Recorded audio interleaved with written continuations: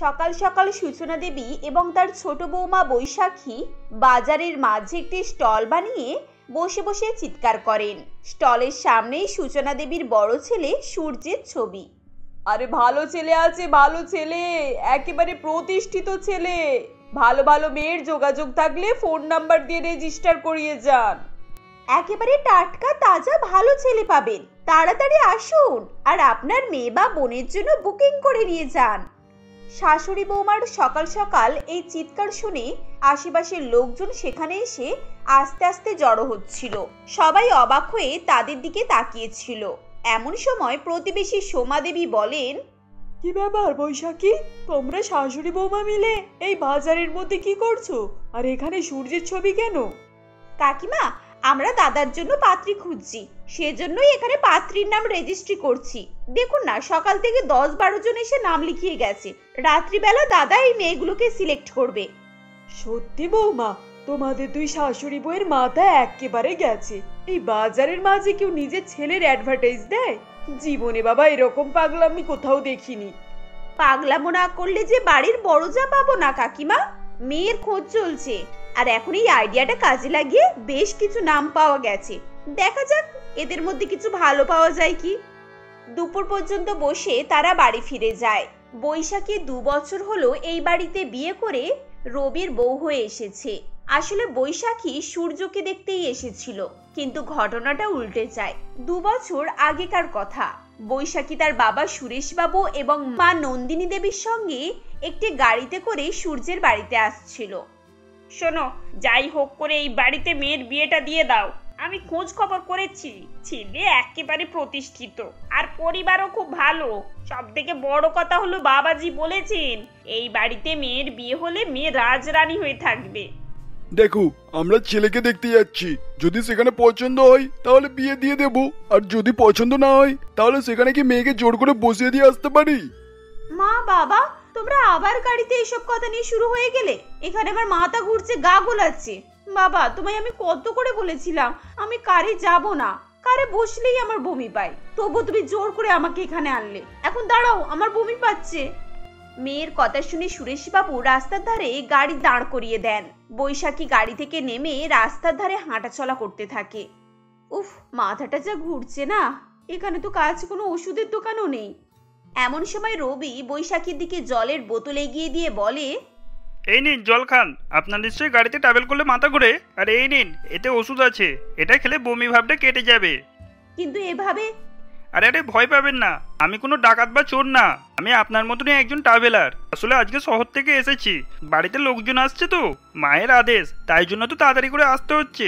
তা আমারও রাস্তায় বেরোলে এরকমই সমস্যা হয়, তাই জন্য তো আমার সঙ্গে সবসময় ওষুধ আর জল থাকে। রবির কথা বৈশাখীর খুব ভালো লাগে। সে তার কাছ থেকে জল এবং ওষুধ নেয় আর খেয়ে নেয়। কিছুক্ষণ পর তার শরীর একটু ভালো হলে তারা গাড়িতে করে আবার বেরিয়ে পড়ে। সূর্যের বাড়িতে পৌঁছে সুরেশবাবু, নন্দিনী দেবী এবং বৈশাখীর বাড়িটা বেশ পছন্দ হয়। নন্দিনী দেবী বলেন, বাহ, আপনাদের বাড়িটা তো বেশ সুন্দর। এরকম সাজানো গোছানো বাড়ি আমার বেশ ভালো লাগে। আমার মেয়ে তো সারাক্ষণ ঘর বাড়ি পরিষ্কার পরিচ্ছন্ন এইসবই করে, ও এত খুঁতখুঁতে না। হ্যাঁ, ঘর বাড়ি পরিষ্কার পরিচ্ছন্নের ব্যাপারে আমিও খুব খুঁতখুঁতে। আর এরকম একটা বৌমা পেলে তো আমার বেশ ভালোই হয়। আপনার মেয়েকে দেখতেও খুব সুন্দর, আমার বেশ পছন্দ হয়েছে। ঠিক এমন সময় রবি বাড়ির ভেতরে ঢোকে। তাকে দেখে নন্দিনী বলে, আরে এটা তো সেই ছেলে যে আমাদের মেয়েকে রাস্তায় সাহায্য করেছিল। এ কি আপনারই ছেলে? হ্যাঁ হ্যাঁ, ও আমার ছোট ছেলে রবি, আর আমার বড় ছেলের নাম সূর্য, মানে যাকে আপনারা দেখতে এসেছেন। দাঁড়ান, আমি এক্ষুনি সূর্যকে ডাকছি।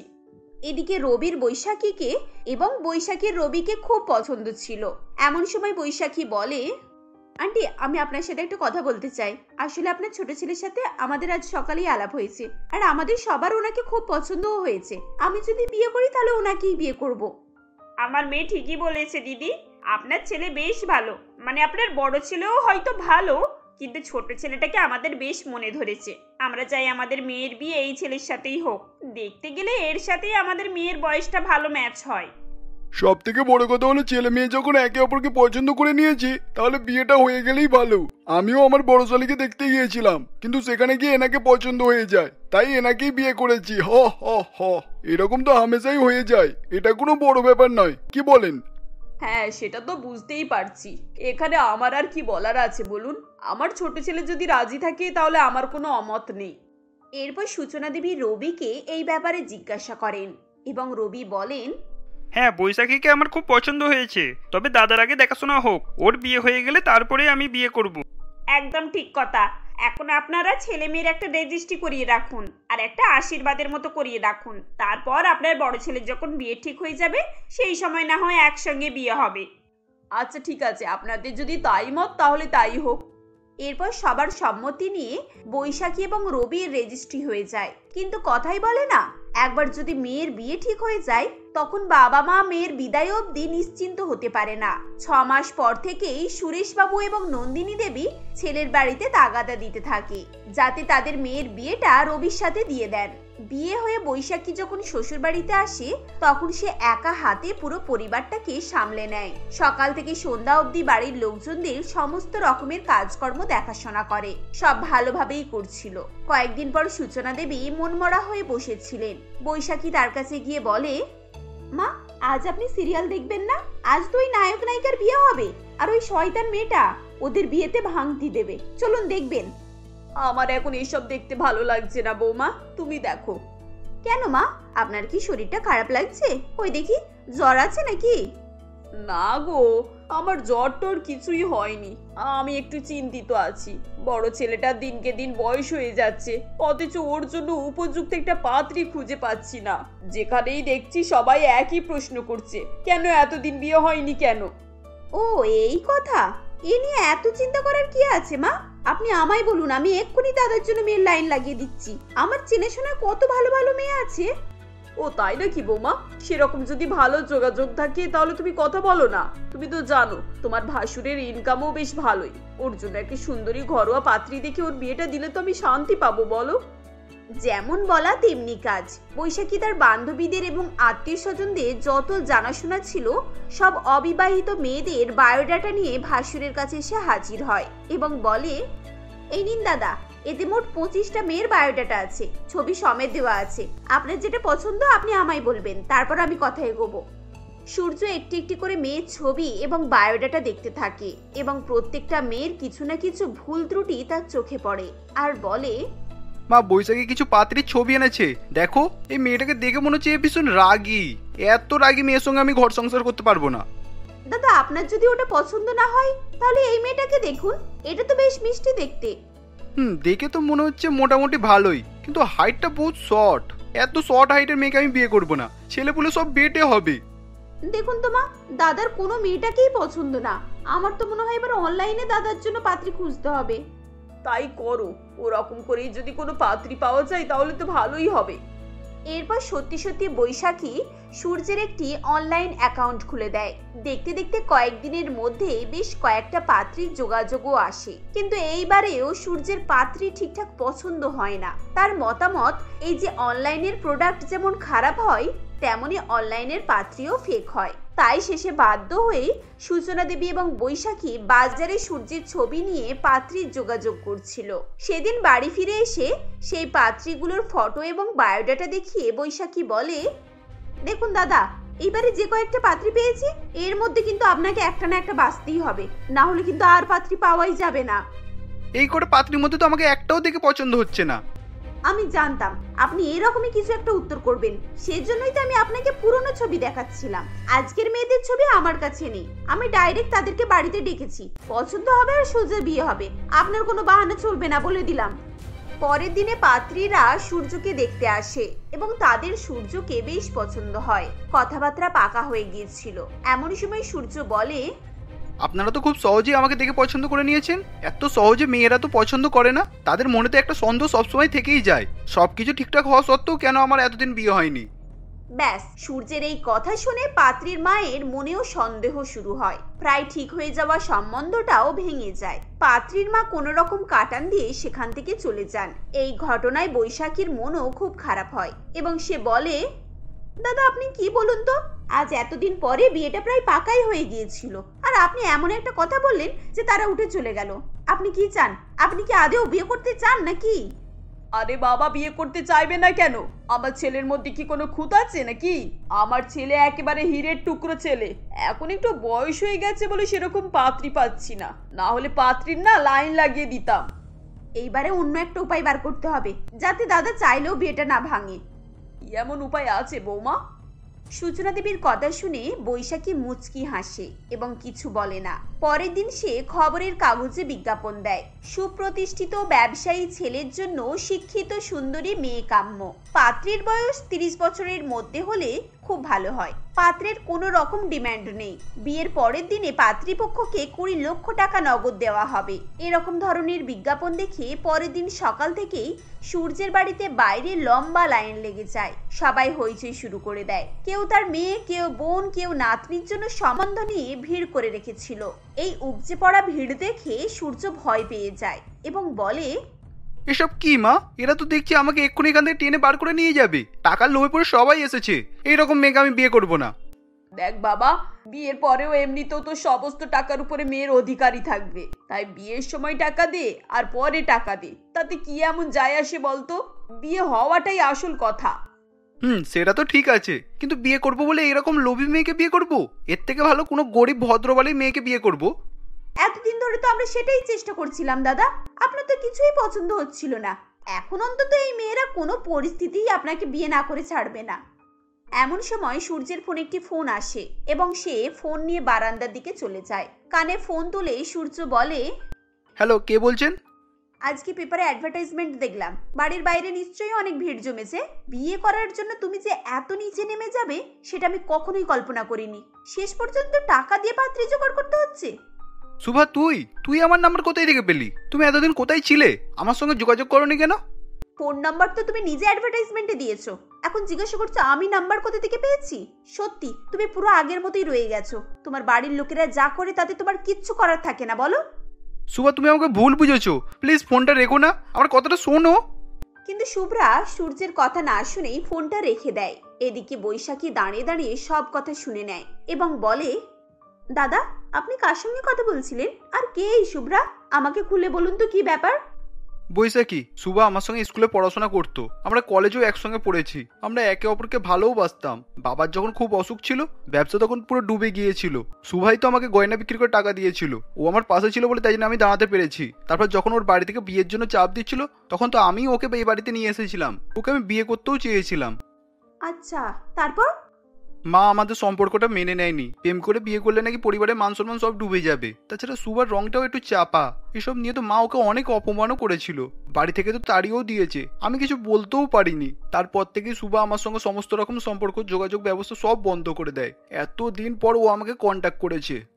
দাদা আপনি এত বড় কথা আমার থেকে কেন লুকিয়েছেন? আমি তো এতদিন ধরে ভাবছিলাম আপনার সত্যি সত্যি কোনো পাত্রী পছন্দ হচ্ছে না, তাই আপনি বিয়ে করতে রাজি নন। কিন্তু আপনার মনের ভেতরে যে এই ছিল তা তো আমি কখনোই জানতে পারিনি। জানলে এত ঝামেলা করতামই না, সোজা শুভ্রাদির বাড়িতে আপনার সম্বন্ধ নিয়ে চলে যেতাম। ঠিক এমন সময় সূচনা দেবী বলেন, সূর্য, তুই আজও ওই মেয়েটার জন্য অপেক্ষা করে আছিস? এজন্যই তুই বিয়ে করছিলিস না? বাবা, আমি না হয় আবেগে পড়ে একটা ভুল করেইছিলাম। আমি তো ভেবেছিলাম তুই ওই মেয়েকে ভুলে গেছিস, কিন্তু সেই দাগ যে তোর মনে এত গভীর ক্ষত করেছে তা তো আমার জানা ছিল না। মা, সেদিন তুমি সুভাকে যা অপমান করেছিলে সেটা ও আজও ভুলতে পারেনি, তাই আমি তোমাকে সাহস করে কিছুই বলিনি। তাহলে সবকিছু পরিষ্কার হয়ে গেল। আমরা কালকেই সবাই মিলে ওদের বাড়িতে যাব দাদার সম্বন্ধ নিয়ে। বৈশাখীর কথা অনুযায়ী পরের দিন তারা সবাই মিলে শুভ্রার বাড়িতে সূর্যের সম্বন্ধ নিয়ে যায়। শুভ্রার পরিবারেও সবাই খুব খুশি হয়। 5 দিনের মাথায় তাদের বিয়ে হয়ে যায়। এরপর থেকে সবাই মিলে হাসি খুশিতে তাদের সুখে সংসার করে।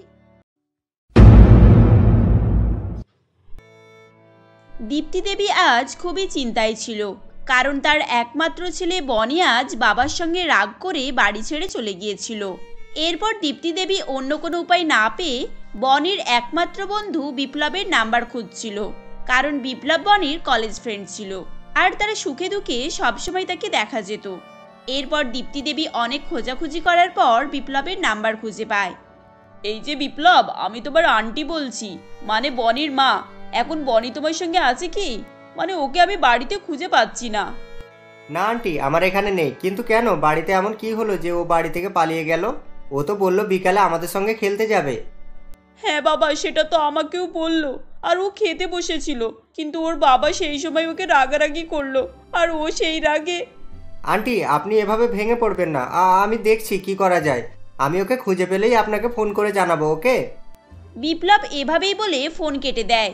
বিপ্লব দীপ্তি দেবীকে আশ্বাস দিয়েছিল ঠিকই, কিন্তু তখনও তার ছেলেকে নিয়ে চিন্তা দূর হচ্ছিল না। আর তাই সে তাদের বিভিন্ন আত্মীয়দের বাড়িতে কল করে বিপ্লবের উপস্থাপনার খবর নিচ্ছিল। এটা ছিল সোদপুরের ঘটনা। দীপ্তি দেবী তার এক ছেলে বনি ও স্বামী সুরেশের সঙ্গে বসবাস করত। সুরেশবাবু অফিসের ছোটখাটো কেরানির কাজ করত, আর বাজার দর বাড়ায় তাদের সংসারে বেশ টানাটানি চলছিল। এমনই সেদিন সকালে, এই যে বনির বাবা, শুনছো? বলি আজ আমাদের চাল ডাল আটা সবই শেষ হয়ে গিয়েছে। তা তুমি আসার সময় ওগুলো কিনে নিয়ে আসবে প্লিজ। এই ঈশ্বর, এই সংসারের চাপ যেন আমি আর নিতে পারছি না। মাসের শুরুতে 2-1 দিন ঠিকঠাক থাকলেও শেষে ঋণ শোধ করতে করতেই টাকা শেষ হয়ে যায়, আর আবারও সেই সারা মাস ধার করেই চালাতে হয়। কি হলো, তুমি এভাবে চুপ হয়ে গেলে যে? কাল থেকে কি আমাদের হাঁড়ি বন্ধ যাবে নাকি? না না, সেটা হবে না। আমি দেখছি আসার সময় দীপেশের দোকান থেকে ধার করে না হয় কিছু নিয়ে আসবো। আর দেখো না, এই মাসে বনির কলেজ ফিসেতেই তো টাকা শেষ হয়ে গেল, না তো আমাদের মোটামুটি এই মাসটা ভালোভাবেই চলে যেত। হ্যাঁ সুরেশ, সে আমি বুঝি, কিন্তু কি করবে বলো? এই বছর বনির ফাইনাল ইয়ার। ওর পড়াশোনাটা শেষ হয়ে গেলে তখন হয়তো ঈশ্বর আমাদের এই দুর্দিন শেষ করে দেবেন।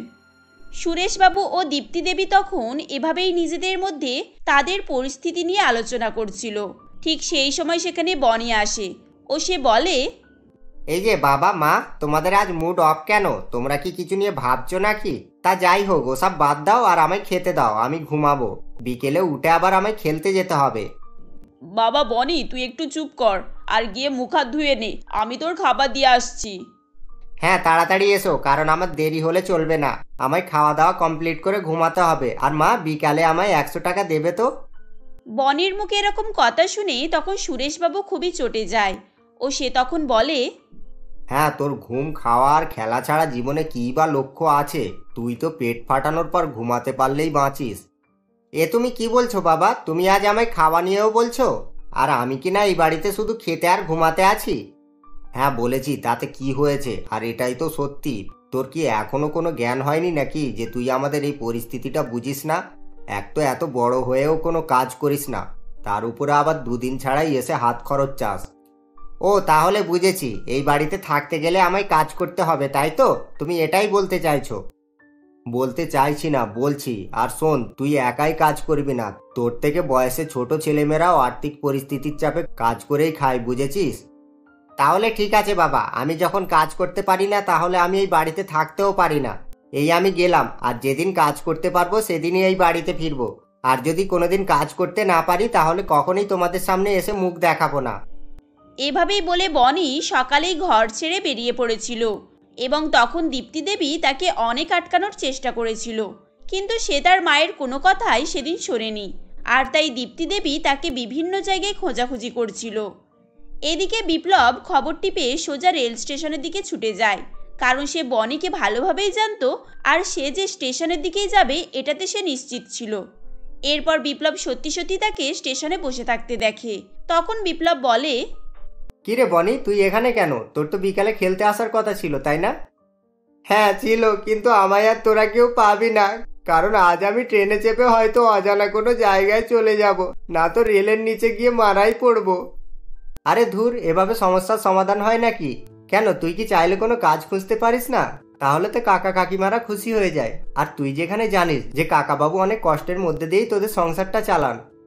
হ্যাঁ সে আমি জানি, কিন্তু এখন আমিই বা কি করব বল? এখন আমায় কেই বা কাজ দেবে? আমার তো এখন পড়াশোনাও কমপ্লিট হয়নি।